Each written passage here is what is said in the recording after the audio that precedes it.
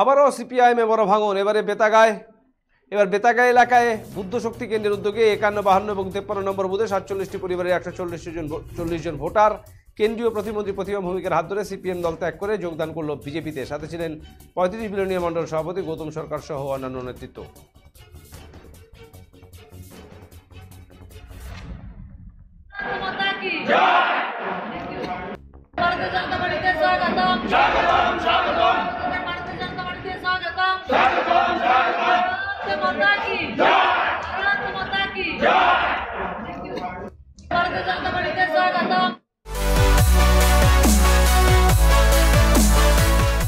আমাদের শক্তি আপনাদের নির্ভরযোগ্যতায়, আমাদের ওই সততা আপনাদের বিশ্বস্ততায়, আমাদের প্রত্যেকটি গৌরত্ন পরীক্ষিত এবং কার্যকারী।